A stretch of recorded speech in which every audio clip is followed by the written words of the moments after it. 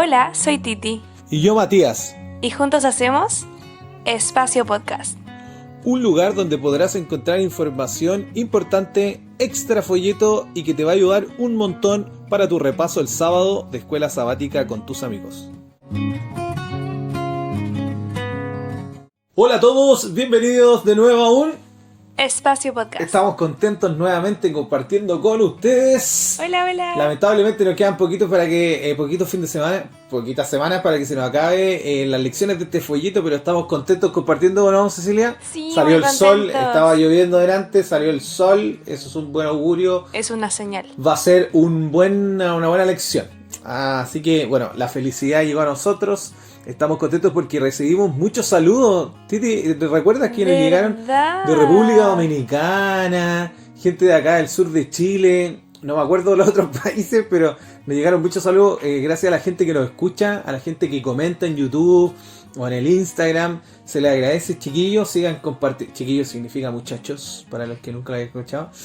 Y sigan compartiendo con nosotros y podamos seguir estudiando el folleto de escuela sabática, aprender cosas nuevas, cosas que tengamos una excelente escuela sabática de joven, espacio joven con nuestros amigos. Los amamos.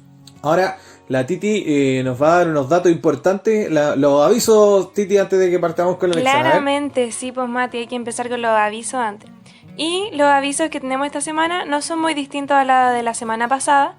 Tenemos el Congreso JA Online que se está haciendo en la Unión Chilena, ¿cierto? El Ministerio Joven Chile está terminando la maratón de evangelismo. Los felicito a los que han estado compartiendo, a los que han estado participando. Y los que se perdieron esto, no se vayan a perder la semana de cosecha JA, que empieza el 12 y termina el 18 de septiembre a las 8 horas. Y culminamos este congreso el 19 de septiembre con el Gran Bautismo por Campo. Otro más que tenemos, otro evento que se nos viene cerca, es el primer Congreso Sudamericano Online de Universitarios Adventistas. Dice, yo soy de otro mundo. Yo soy de otro mundo. Embajadores. Me encantó. Sale un astronauta en la... Me encantó. Es del 16 al 18 de octubre, para que se mantengan informados. Y finalmente recordarles la suscripción del 2021. Recuerden estar al día con su suscripción y poder tener su nuevo folleto que va a salir pronto. Hoy estoy contento, Titi, por esa noticia.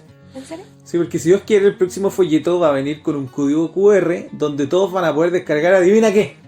¿Qué cosa, Mati? Todos los recursos de escuela sabática de Espacio Joven. Va a estar el espacio podcast, van a estar los microhábitos, van a estar las llaves maestras que hacemos como equipo, van a estar los videos de lettering, van a estar los quiz, todas esas cosas que nosotros compartimos en las redes sociales de Espacio Joven o en las redes sociales de Jóvenes Adventistas para que todos puedan compartir con nosotros, la van a tener directo en su folleto. Maravilloso. Lindo, ¿no? La tecnología sobrepasa las barreras, hoy día me impresiona, Bien, vamos a partir ya con esta lección. Ya, a mí me encantó esta lección, habla de la identidad y hemos ya aprendido sobre las herramientas que tenemos que tener para hacer discípulos, cómo mantenerlo, qué es el discípulo, qué significa esto si fuera una cosecha. Hemos aprendido un montón de cosas este trimestre, así que no vamos a detenernos. Hoy día vamos a hablar de cosas importantes como la identidad, la pasión por la misión, la pasión por nuestra identidad, la pasión por nuestra, digámoslo entre comillas, institución. Así que me parece que con cosas de institución, pasión, con cosas de identidad, la Titi nos trae unos datos. A ver, Titi. Bueno, como acostumbra nuestro podcast, sí, traigo unos datos muy interesantes. Te voy a hablar sobre las barras bravas. Oh, tú sabes, Cecilia, que hay 3 cosas de las que nunca se debe hablar. Fútbol de la y religión, política. de la política y del fútbol. Hoy día nos vamos a meter aquí en las barras bravas. Yo te traigo las 7 hinchadas más peligrosas de todo el mundo. Oh. Tú me vas a preguntar, ¿por qué, Titi, vas a hablar de eso? Es por la pasión de estas hinchadas que son mundiales. De terror, dice el título. De terror, dice. Claramente son de terror, Mati. En el número 7 tenemos a PAOK, Grecia. Yeah. Estas son unas barras bravas que normalmente se nota al tiro cuando están en el estadio porque prenden bengalas hasta por si acaso. No. En el número 6 tengo a Boca Juniors Argentina. Muchos conocemos esta, ¿cierto? Conocido, y sabemos Boquita. que sabemos que se hacen de notar. En el número 5, en el top 5 tenemos Galatasaray de Turquía. En el top 4 tenemos a Millwall de Inglaterra. Los famosos hooligans. Sí, hay que hacer una mención honorífica de acá. Tienen una película, hay una película serio? de los hooligans que muestra la pasión por el fútbol que hay en Inglaterra, porque en Inglaterra se coincidió en la cuna del fútbol.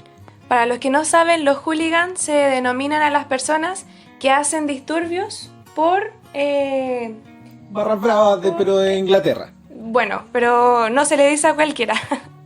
En el top 3 tenemos Ferencváros, si lo nombré mal, disculpen. De Hungría. En el top 2 tenemos Estrella Roja de Belgrado. Y en el number 1 tenemos Al-Masry de Egipto. Mira los egipcios. Tú me preguntarás, ¿qué hicieron estos hombres para estar en el primer lugar? Mati, no lo quieres saber.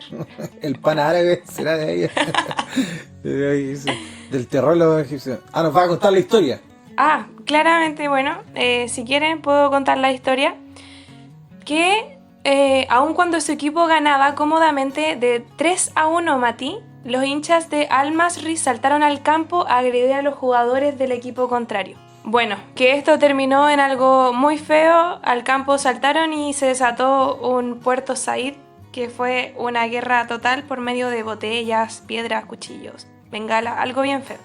Y finalmente hubieron 74 muertos, 72 heridos y un conjunto local más o menos de oficial de policía. Fue un caos. Caos total. Hay mucha gente que le gusta el fútbol, que no ve ninguna maldad. En realidad yo no veo ninguna maldad que a la gente le guste el fútbol. Una bondad. Pero sí tiene estos extremos, ¿no? Que la gente de repente, las barras bravas son muy peligrosas. Aquí en Chile incluso se da que hay veces que es medio peligroso ir a ciertos partidos. O hay días que incluso en Santiago, recuerdo, se cierran ciertas estaciones de metro por algunos partidos. Entonces es un extremo malo, ¿no? Pero también tienen cosas benignas, como hay gente que se identifica tanto con ellos, que vive como un estilo de vida. Tiene una identidad con esto, ¿no? Digámosle, podemos rescatar algo igual. ¿Ya? Yo soy honesto, a mí no me gusta el fútbol. No me gusta la pelota. El único hombre. La verdad, cuando juega Chile, a mí me gusta verlo. Lo disfruto, aparte somos los campeones de Sudamérica. Teníamos el mejor arquero del mundo, el segundo, después de Ter Stegen. Pero no me gusta el fútbol en general. O sea, no soy fan de un equipo.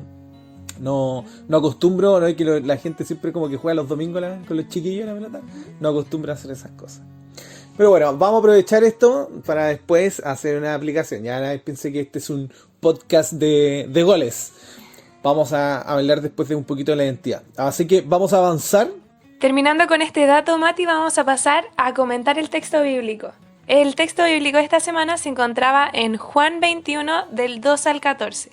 Esta es la historia, ¿cierto?, que Jesús se le aparece a los discípulos y estos discípulos no lo reconocen. ¿Qué pasa, Mati, en este momento? La pesca milagrosa. Exacto, ¿cierto? Me gusta mucho dos versículos, el 3 y el 6, que siento que es un contraste muy distinto. Que el 3 dice: Simón les dijo, voy a pescar. Ellos les dijeron, nosotros también iremos contigo. Fueron y subieron a la barca y esa noche no pescaron nada. Cabe destacar que aquí no estaban con Jesús. Y en el 6 dice: Él les dijo, hablando de Jesús, echad la red a la derecha de la barca y hallaréis. La echaron y no la podían sacar por la multitud de peces. Me gusta, Mati, este contraste que pasa, que cuando echaron la red y estaban sin Jesús, no pudieron pescar nada, y eso que estos hombres eran pescadores. Y cuando llega Jesús, no se podía sacar la red de tantos peces. Claro, mucho. ¿Qué te gusta a ti, Mati, de este texto? ¿Qué marqué yo? Bueno, tú veo ahí, pusiste el naranjito en tu texto. Espero que ustedes igual estén tomando el texto. Yo sé que hay gente que respeta como el papel, ¿no? Lo impreso y no lo raya, pero que tenga un cuadernito donde pueda hacer sus apuntes. O hay aplicaciones. O en el folleto de Escuela Sabática, que tiene su espacio ahí para hacer el lettering que estamos enseñando en nuestras redes sociales. Yo la rayo mucho. Y aquí puse un apunte que me tocó mucho el corazón, porque dice, por ejemplo, en el 6, tiren la red a la derecha. Y anoté abajito, en el espacio dice Ellen EGW o Ellen White, dice que Jesús estaba a la derecha. Y a mí esto me llega, sí, pero en lo profundo me llega. ¿Por qué? Porque si ellos estaban del barco, digamos, de lado, hacia la costa, Jesucristo estaba a la derecha, o sea, Jesucristo estaba en la costa. Y hacia atrás de ellos estaba el mar. Y tienes que pensar en esto, ellos eran pescadores. ¿Qué significaba el mar para ellos? El mar lo era todo. O sea, si no era su vida en la casa, quizás en la sinagoga el sábado, estaban toda la semana ahí. Ellos vivían ahí, ellos pescaban, trabajaban, era su alimento, su sustento, su dinero, quizás el medio por el cual podían cumplir el fin que era sus sueños. Y Jesucristo estaba en la costa. Entonces me toca mucho simbólica, porque esto es simbólico, el hecho de que ellos al hacerle caso a Jesucristo y tirar, porque dice Jesucristo tira a la derecha, están tirando su malla, su red al lado de Jesucristo. O sea, están optando por hacer lo que Jesús dice y le están dando la espalda a lo que eran ellos, o lo que era su vida, o lo que era, lo reitero, el método para cumplir sus sueños. Entonces me toca mucho el corazón porque, bueno, en mi vida ha sido así. Yo en algún momento le di la espalda al mundo, le di la espalda a mis, entre comillas, lo que eran mis sueños, y me di cuenta que al echar la red al lado de Jesucristo me veo sobrebendecido.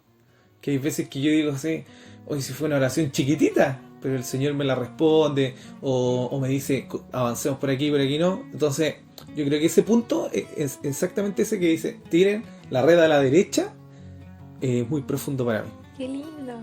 Vamos a continuar con los ejemplos que tenemos sobre esta lección, hablando principalmente de Pedro, ¿cierto? Que esta lección daba unos datos bastante interesantes que uno de repente no los conecta, que es, ponte tú, que antes de que pasara esto, Pedro estaba pasando por un enfriamiento espiritual, ¿cierto? Había negado a Jesús 3 veces y eso tuvo que haber sido bastante doloroso para él, tanto como para Jesús. Entonces, el folleto hace una aplicación sobre una palabra. ¿Cuál era la palabra? Antraquía. Y esto significaba carbón o brasa. Y hacía esta aplicación que Pedro se tenía que acercar, ¿cierto?, a esta llama que era Jesús. Claro, que primero pasa por, muy bonita la aplicación, que primero pasa por el enfriamiento. Las 2 veces donde aparece esta palabra es donde Pedro niega a Jesucristo y tiene que acercarse al fuego. Y como que dice que Juan pone en explícito esto, que Pedro tenía frío, estaba helado y tiene que acercarse al fuego, y ahí es donde lo niega. Hasta a la segunda vez, que es de la pesca milagrosa, cuando los lleva al fuego de nuevo donde está cocinando, y otra vez sale esta palabra, donde tiene esta experiencia nuevamente con Jesucristo y le dice que si lo ama, haga su voluntad y apacienta a sus ovejas.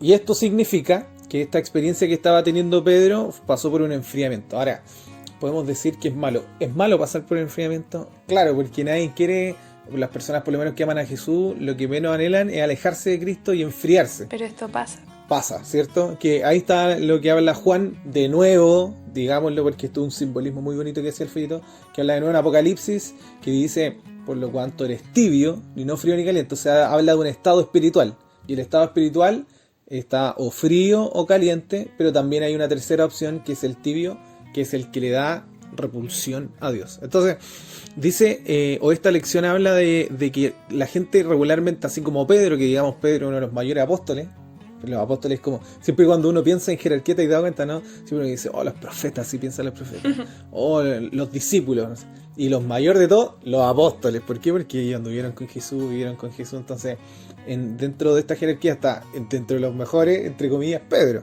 Y Pedro pasó por estas crisis espirituales que son de enfriamiento. Entonces, el folleto es una aplicación muy, muy linda que, a pesar de que pasemos quizás por estos momentos de enfriamiento, hay que pasar por estos momentos de antraquía. ¿Cómo era la palabra? ¿Antraquía? ¿Sí? Antraquía, que son momentos de como de resurgir del fuego o acercarse al fuego para crecer nuevamente espiritualmente y apasionarse. Esa es como la aplicación en general. Mati, esta semana no hay una forma práctica que dijera el folleto sobre cómo apasionarse o cómo superar este enfriamiento, Pero claramente todos los folletos, todo lo que hemos pasado en el folleto, ya lo dice, ¿cierto? Sobre discipular, hacer discipular, ser activo prácticamente en la iglesia es una forma de evitar esto o superarlo más que nada. Dentro de esto, quizá hay unos vicios que se dan en la vida de la iglesia, y voy a intentar de comparar dos palabritas dentro de esta forma de construir, del decir las cosas o darles nombre, que es son dos cosas contrarias, la institucionalización y la identidad. Ya las vamos a contrastar, porque la institucionalización tiene cosas buenas y cosas malas, ¿ya?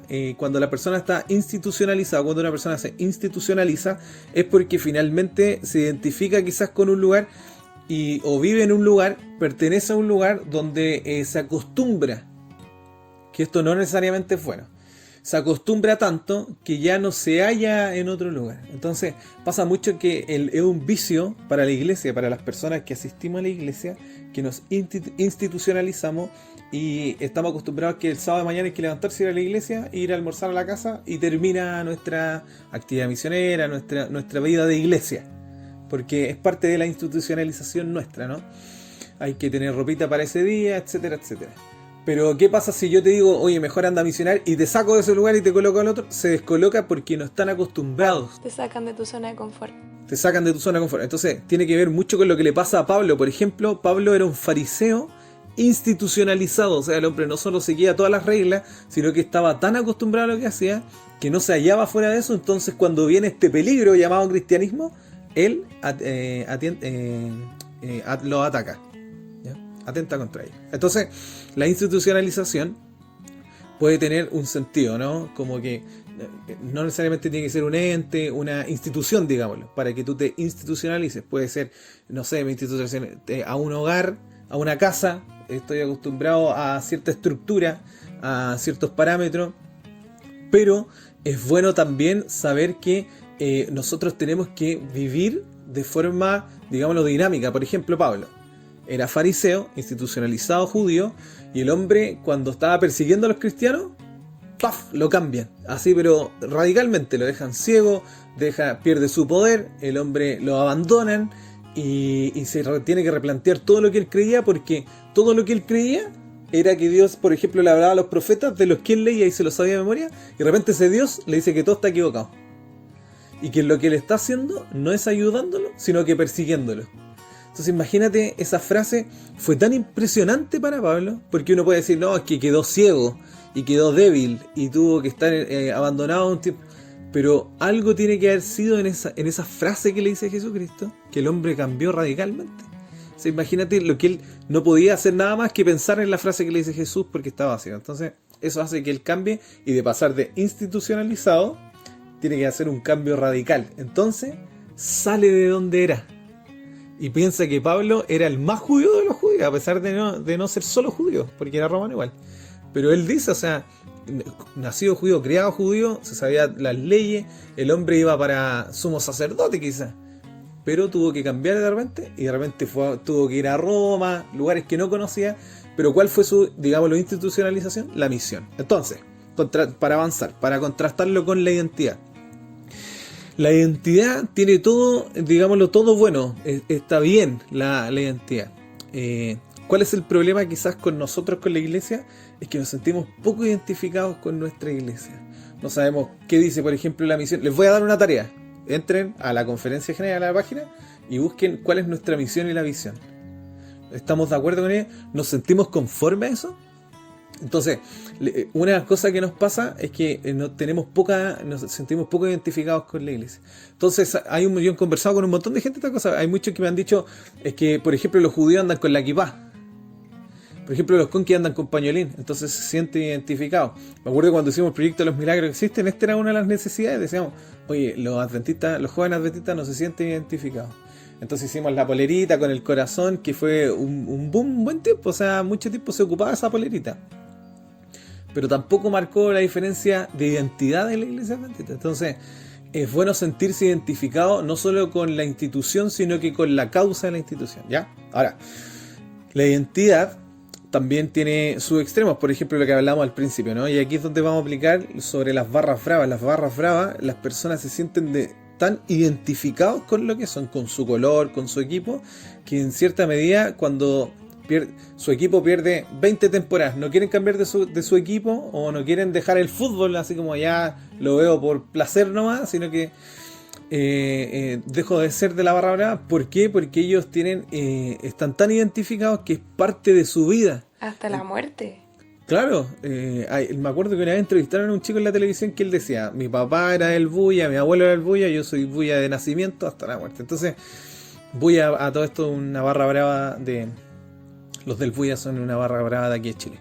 Entonces, pasa que la persona se siente tan identificada que salir de eso tiene que ver como con, en vez de traicionar a un grupo de personas, traicionarse a uno mismo. ¿Por qué? Porque es mi identidad. Entonces este es el contraste, ¿no? La institucionalización que tiene sus partes fome, ¿cierto? Porque una persona que está mucho tiempo en la cárcel, después no puede vivir fuera de la cárcel porque fue toda su vida. Recuerdo haber visto un reportaje de una persona que salió de la cárcel y no le daban trabajo.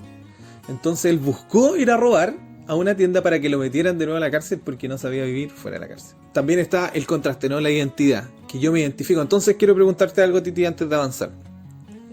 ¿Con qué periodo de la historia, cuál es, no sé, el periodo de la historia que más te gusta, con el que más te identificas cuando estudias? No, me gusta el tiempo de los padres apostólicos. No, cuando hablan de los caballeros en España. No, en los chinos, no sé qué. ¿Hay algún periodo de historia que te identifique más a ti? Deja de pensarme. Yo te voy a decir uno mientras para que tú lo pienses. Yeah. Por ejemplo, a mí me gusta, hay dos periodos en la historia que a mí me han marcado, que lo he leído, que me han gustado mucho, que uno es el periodo del puritanismo, que es el tiempo 1700, 1800, donde está John Wesley, los padres del metodismo, la Anabautista, etcétera, etcétera. Pero hay uno, más que ese, porque ellos no la pasaron tan mal, porque igual fue un buen periodo, incluso Apocalipsis los trata bien. Hay un periodo que a mí me llama mucho la atención y que cada vez que yo veo películas, porque me gustan las películas de ese periodo, o sea, de esos personajes de la historia, me prende la sangre, así como que me apasiona cada vez que veo una película, una serie, un documental, me leo un libro de ese periodo de la historia, y es el tiempo de la Reforma Protestante. Yo creo fielmente que yo tengo sangre de Reforma Protestante.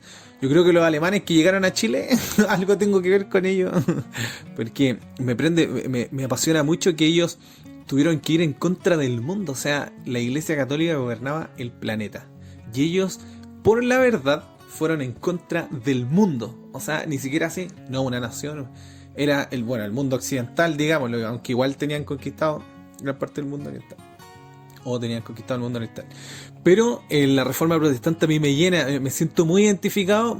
Si tú me dices, me hubiera gustado vivir me hubiera gustado vivir quizá ese momento, más que de la persecución, de ir en contra de lo establecido porque era incorrecto. No porque quería ir en contra de lo establecido por crítica, sino porque estaban en contra de Dios, y eso hizo que ellos cambiaran el mundo.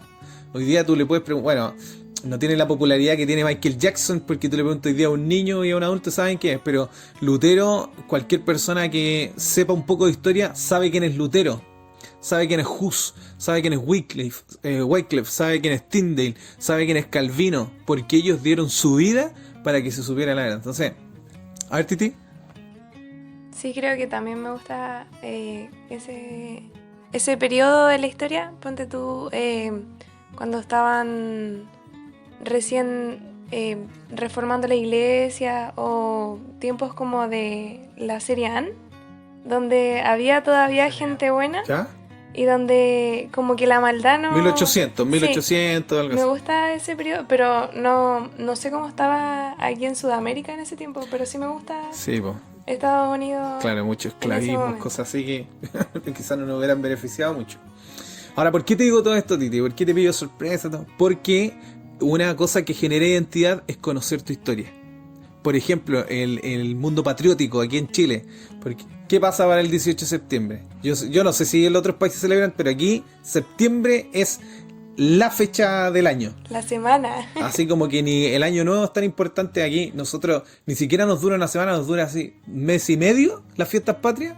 Parte un mes antes y estamos poniendo banderas, haciendo asado, poniendo carpa, haciendo ramá, etcétera, etcétera. Entonces, ¿qué pasa si nosotros hiciéramos este ejercicio con la iglesia adventista? Tú eres adventista, yo soy adventista. ¿Qué pasa si nosotros estudiamos nuestros orígenes? ¿Qué pasa con nosotros nos identificamos? Y pueden solucionarse dos cosas en el momento. O sea, primero identificarse, porque cuando tú leas a los pioneros, más de alguno te va a identificar y más de alguno va a ser tu héroe y va a ser mucho más entretenido que verse una serie en Netflix. Y segundo, como dice Baruch Espinosa, si no quieres cometer los errores del pasado, estúdialos. Entonces, una cosa que nos va a ayudar mucho, algo como que quiero dejar así, aprovechar que estamos hablando de la identidad, es que estudiemos a nuestros pioneros. Nuestros pioneros son así superhéroes, son personas que lograron cosas que hoy día nadie ha logrado. El misionero Andrews, que aprendía idiomas bíblicos con libros solo, que se fue solo a Europa, que perdió todo, su familia, y aún así donó todo lo que tenía, y gracias a su obra, hoy día en Europa hay iglesia adventista. Ellen White, que siendo una niña tan sencilla y humilde, escribió miles de páginas, que son médicamente correctas, son profecías. Jaime White, que si no hubiera sido por él, no hubiera existido esto que hablábamos recién, la institución que te ayuda a la institucionalización, los factores buenos, digamos, ¿no? Porque tampoco hay que satanizarlo todo. Entonces, este es un desafío que les voy a hacer. El primero era buscar la misión y la visión, y el segundo es que estudiemos a los pioneros. Hay tanto material, hoy día están los videos del Centro White, loco. Yo he visto algunos, me han hecho llorar los videos del Centro White. Así me tocan, así, se los dejo, están en YouTube, preciosos. Hay todo un patrimonio en la iglesia adventista que nos ayudaría a identificarnos más con ella y sería una ayuda para esto. Bueno, Mati, estamos llegando ya al final de este podcast. Oh, todos nos vemos muy tristes, ¿cierto? No, oye, hablé pero un montón de ideas. Perdóname, Titi. Estaba inspirado. No te preocupes. Para honra y gloria del Señor nomás.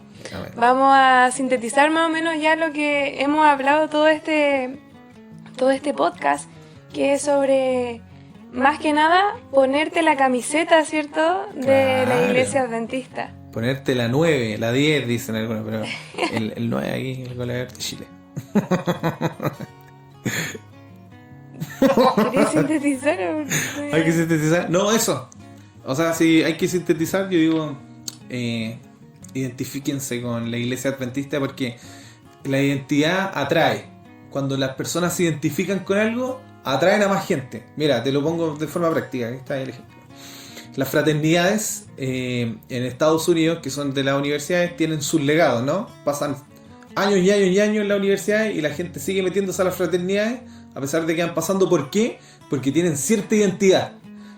No sé, uno las ve en las películas. Yo nunca estuve en una fraternidad, aunque hay cosas muy similares en la Universidad Adventista, que se llaman las agrupaciones, o los centros de estudiantes de los internados. Los centros de los internados son así, muy como de fraternidad. Y las fraternidades tienen su identidad y pueden llamarse las mosquitas. Oh, qué feo el nombre. Pero llevan 50 años siendo las mosquitas. Tienen todo un eslogan de las mosquitas. Tienen toda una identificación. Todos se visten como las mosquitas. Tienen equipos de trabajo. Hacen cosas, no sé, de beneficio social. Hacen equipos de fútbol. Son populares, se sacan buenas notas. Tocan música. Y todo eso hace que la gente quiera participar de la fraternidad. Por eso ahí vienen todos estos ritos de iniciación. Entonces, esto es un ejemplo ya, pero te puedo dar un montón más lo que pasa con Estados Unidos y cómo se identifican, lo que pasa con las fiestas patrias chilenas, etcétera, etcétera. Pero la identidad, si tú te identificas con tu iglesia, si tú te identificas con la misión de tu iglesia, vas a atraer gente. Independiente de las críticas que hayan, independiente de la gente que le gusta criticar mucho, porque ese es un problema, ¿no? Como que el problema contrario a identificarse es el desazón. Es que han pasado tantas cosas, dice alguno. Es que se han portado de tal forma, el desazón y incluso yo no sé si les pasa a ustedes, después nos podrían dejar en los comentarios cómo es en su país, hablando en buena forma, pero aquí en Chile hay mucho desazón, ¿ya? Eso lo dice un escritor chileno que se llama Christian Barken.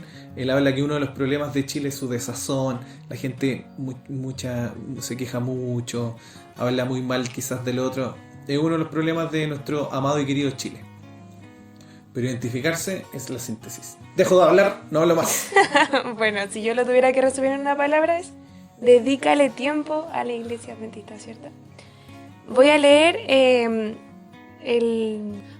la cita de Elena White de esta semana de El Evangelismo. Dice: las personas que se ocupan más activamente en hacer con interés y fidelidad la obra que les corresponde en la tarea de ganar almas para Cristo son las que más se desarrollan en espiritualidad y devoción. Amén. Bueno, ya terminamos este podcast. El próximo se llama Niégate a ti mismo. Los invito a estudiarlo, a seguir constantemente viendo todo el material y escuchando estos podcasts. Y creo que nos despedimos. Nos despedimos. Agradecidos por compartir de nuevo con nosotros.